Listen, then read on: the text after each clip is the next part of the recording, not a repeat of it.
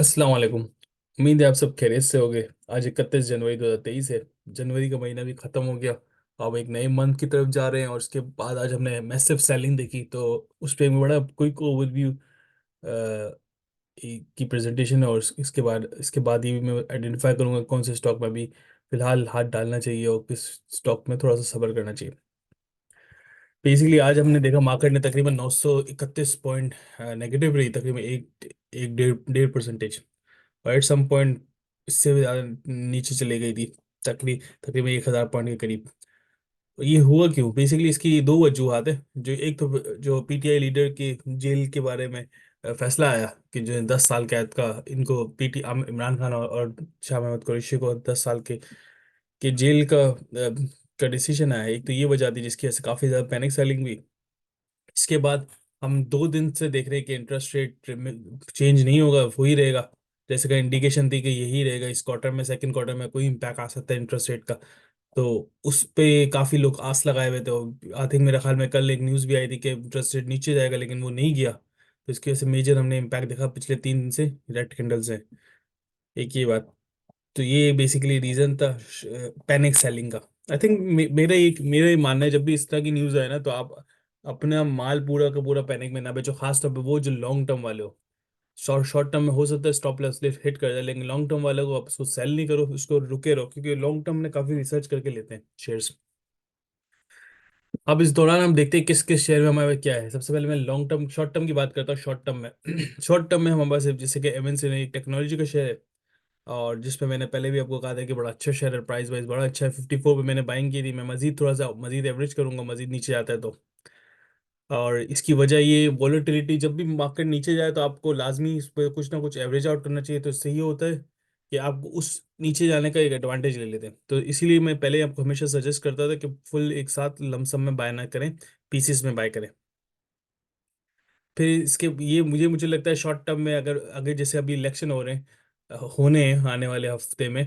तो इससे होगा ये, जब इस दौरान वॉलेटिलिटी आएगी शेयर्स में। तो अगर कोई भी हुकूमत आती है, खास तौर पे मिसाल के तौर पे अगर नवाज शरीफ की हुकूमत आती है, तो आप हिस्टोरिकली देखें नवाज शरीफ की हुकूमत जब जब आई है स्टॉक मार्केट बढ़ी है। तो उस पर पॉजिटिव इम्पैक्ट, कोई भी हुकूमत आएगी इसका फिलहाल तो पॉजिटिव इम्पैक्ट ही पड़ेगा। 2024 का आउटलुक काफ़ी स्ट्रांग है। आप इसके हम ट्रेड डेफिसिट वाले नंबर्स देख सकते हैं, बेहतर है, इम्प्रूवमेंट साइड पे है। तो मैं समझता हूँ कि पॉजिटिव होगा। तो मी शॉर्ट टर्म में थोड़ी एक एक हफ्ता, 10 दिन, 15 दिन इलेक्शन का आगे और पीछे वॉलेटिलिटी रहेगी। इसके बाद सब नॉर्मल हो जाएगा। अभी जैसे ये 50 है, तो मैं समझता हूँ ये 55 56 का इजी इजी टू गो, ये 55 56 जा सकता है।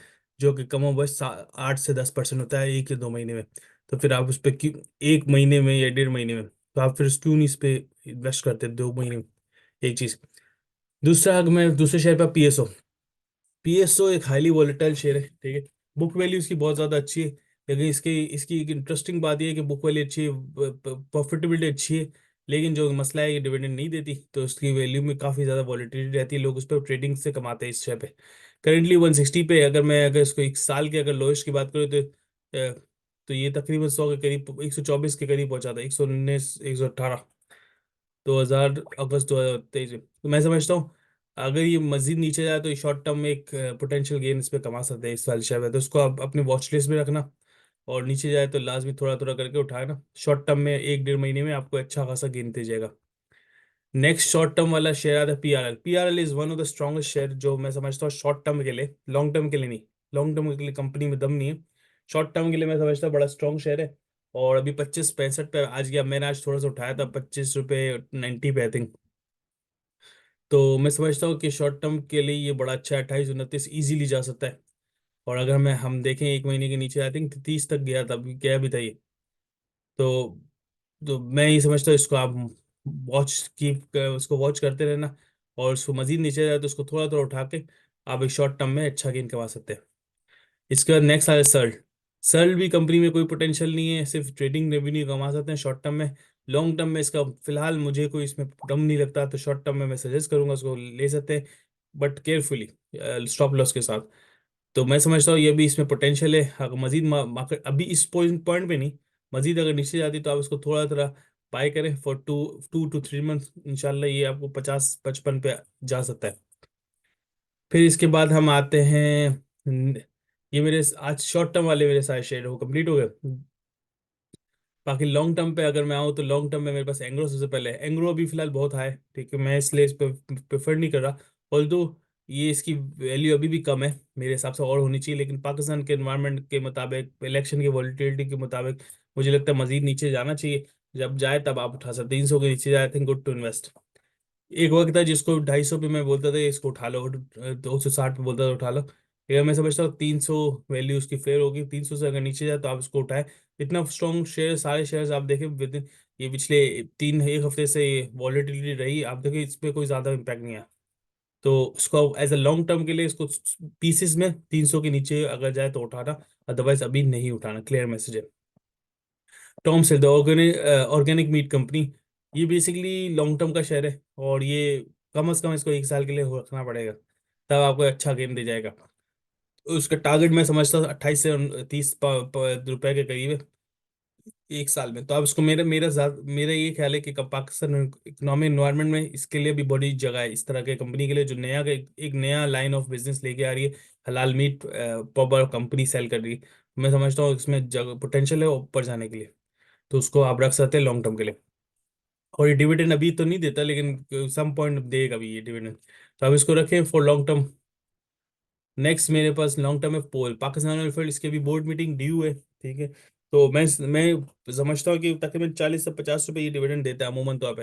हो सकता है इस बार भी इतने थे, कुछ कह नहीं सकते, लेकिन ये उस दौरान बोर्ड मीटिंग अनाउंसमेंट तक ना इस पर बड़ी वॉलिटिलिटी नजर आएगी। तो हो सकता है 50 से 50 पे जा सकते हैं, तो इसको शॉर्ट टर्म में भी इसमें कमा सकते हैं और लॉन्ग टर्म में भी कमा सकते हैं। अगर ये गिरता है 400 पे तो आई थिंक इसको good share to invest for dividend. और अच्छा, जितना अगर नीचे गिरे डिप मारेगा तो ये डिविडेंड के लिए, शेयर के लिए अच्छी बात होती है कि आप लोअर पे लें ताकि डिविडेंड यील्ड इंप्रूव होती है। तो इसको माइंड में रखना, अगर ये मजीद नीचे जाए I think is good to buy. अभी भी प्राइस अच्छी है, still I think good to buy. इस तकरीबन डिविडेंड से पहले मेरा ख्याल है 400, एक दो दिन पहले 450 460 का होना चाहिए।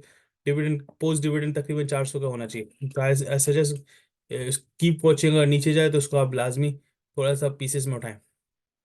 मेरा नेक्स्ट शेयर मीज़ान बैंक है। मीज़ान बैंक 160 पे मैं समझता हूँ अभी बहुत ज़्यादा ऊपर है, लेकिन एट द सेम टाइम अगर इसकी दूसरी बैंकों से कंपेयर करें तो इसकी वैल्यू में अभी भी पोटेंशियल अपसाइड है और मजीद ऊपर जाने है। खासतौर पे गवर्नमेंट के इंटरनल डेडलाइंस थी जो गवर्नमेंट पाकिस्तान की, कि फाइनेंस मिनिस्टर ने अनाउंस किया था 2027 में इस्लामिक बैंकिंग होना चाहिए, तो मीज़ान बैंक इस्लामिक बैंक का लीडर है। तो मैं समझता हूँ मजीद ऊपर जाने की गुंजाइश है। प्लस जो ये इंटरेस्ट रेट अनचेंज रहा, मतलब चेंज नहीं हुआ, तो इसकी वजह से बैंक को काफ़ी फायदा होगा, क्योंकि इनके इनकम ही उसी से लिंक है। क्योंकि जो डिपॉजिट देते हैं, जो लोगों को लोन देती है बैंक, वो इसी हिसाब से लेती है ना। तो मैं समझता हूँ कि ये एक बैंक के लिए पॉजिटिव है। तो आप इसको कीप वॉचिंग, अगर मेरे ख्याल में 150 पे जाए, अभी 160 पे, इतनी गिरने के बाद भी अगर 140 150 पे जाए तो गुड टू एंटर। अभी इस वक्त ना उठाएं, मजीद वॉलेटिलिटी का वेट करें और फिर आप उठाएं, ताकि एक अच्छा प्रॉफिट दे जाएगा, 10 20 रुपए इजीली गेन दे जाएगा ये शेयर। दूसरी अब बात कर, और लॉन्ग टर्म के लिए बहुत स्ट्रांग है। दूसरी हम बात करें MTL, millet tractor. Millet tractor recently मैंने अपने पोर्टफोलियो में इंक्लूड किया, और मुझे इसके इंक्लूड करने की वजह है कि कंपनी में पोटेंशियल है ऊपर जाने का। कुछ कुछ म्यूचुअल फंड्स के पास भी है, सबों के पास नहीं है, कुछ के पास है। और मैं समझता हूँ कि इस कंपनी में फिलहाल एज अ कंपनी, जो इसका कोई कॉम्पिटिटर ऐसे स्ट्रॉन्ग कॉम्पिटिटर नहीं है, तो मैं समझता हूँ इसमें बड़ी पोटेंशियल है, और एज अ स्ट्रॉन्ग इसकी पोजीशन है अपनी मार्केट में। तो इसलिए मैंने इसमें इन्वेस्ट किया, ज़्यादा इन्वेस्ट नहीं किया, महंगा शेयर है, थोड़ा इन्वेस्ट किया। आई थिंक अगर ये मजीद डिप मारे तो आप इसको थोड़ा थोड़ा एक्यूमुलेट करें, और फिर इसको लॉन्ग टर्म के रखें। बोनस भी देता है, डिविडेंड भी देता है, और वैल्यू वाइज भी पोटेंशियल है कंपनी में। लास्ट मेरा शेयर है कैपको। कैपको बेसिकली मेरा फेवरेट शेयर तो नहीं है, लेकिन अगर डिविडेंड के हिसाब से सबसे ज़्यादा डिविडेंड देता है, तो डिविडेंड अगर ये शेयर अगर डिप मारता है तो आप लाजमी इसको एक्यूमुलेट करें। इसका बोनस, सॉरी, डिविडेंड अनाउंसमेंट फरवरी के एंड तक आ जाएगी, बोर्ड मीटिंग और अनाउंसमेंट में, और जिसको जो कि डिविडेंड मिलेगा अप्रैल में, अप्रैल के अंदर। तो मैं ये समझता हूँ इसको आप वॉच करें कि कंटिन्यूसली अगर ये डिप मारे तो अच्छा है, आपकी डिविडेंड यील्ड बेहतर हो जाएगी अगर नीचे पे लेते हैं मजीद, और तो I think just keep watching. Last में, बिल्कुल लास्ट में मेरे शेयर मारी पेट्रोलियम है। मैं इसको ना लॉन्ग टर्म के लिए रिकमेंड करता हूँ ना शॉर्ट टर्म के लिए। एक तो इसकी वजह है बहुत एक्सपेंसिव बड़ा शेयर है, ठीक है। दूसरी वजह ये फिलहाल ये इतना पोटेंशियल डिविडेंड नहीं देता कि मैं समझूं यार लॉन्ग टर्म में अच्छा है। 3 से 4% है। अभी इसने रिसेंटली अनाउंस किया 980 98 रुपए का, जो कि 3% या 2.5% बनता है आफ्टर टैक्स। तो अगर पूरे साल में अगर अनाउंस करे ये 6 मंथली था, तो 5-6%, तो मेरा नहीं ख्याल है इतने बड़े शेयर पे लेके और 5-6% मिले तो बेनिफिट है। I think there are other options. इसको भी वॉच करना। इसकी बुक क्लोजर हमारी कल है, 2 तारीख को है, तो कल अगर लेगा तो 2 तारीख को ड्यू होगा उसको। तो उसको वॉच करते हैं, इसमें वॉलेटिलिटी नजर आएगी कल के दिन। तो ऐसे यही मेरा मैसेज है। इस वक्त इलेक्शन के दौरान डेफिनेटली वॉलेटिलिटी आएगी। आपने स्टॉप लॉस के साथ हम खेलना है और बाइंग शेयरिंग सेलिंग करनी है। आज सजेस्ट, अगर शॉर्ट टर्म ट्रेडर नहीं हो या ट्रेडिंग से नहीं कमाता, आई थिंक वेट करो। इवन आप ट्रेडिंग से भी कमाते हो तो बहुत टारगेटेड शेयर्स को लो और सबको नहीं लो। इससे नुकसान होगा, बहुत ज़्यादा नुकसान होगा। शॉर्ट टर्म ट्रेडर ही हमेशा नुकसान करता है। बाकी लॉन्ग टर्म वाले अपने शेयर्स को फोकस रखें जो मैंने बताया, और अपनी रिसर्च डेफिनेटली करें और उसके अकॉर्डिंगली आगे इन्वेस्ट करें। क्योंकि जितना जितना लॉन्ग टर्म वाले नीचे जाएंगे शेयर्स, तो इसी हिसाब से आपकी डिविडेंड यील्ड भी इंप्रूव होगी और कैपिटल गेन भी एक अच्छा नजर आएगा। That's it. यही मेरे वैसे, थैंक यू सो मच, जजाकल्लाह। इंशाल्लाह कोई और चीज़ हो लाजमी मुझे बताएं, मैं इसको कवर करूंगा अपनी नेक्स्ट वीडियो में। अस्सलाम वालेकुम।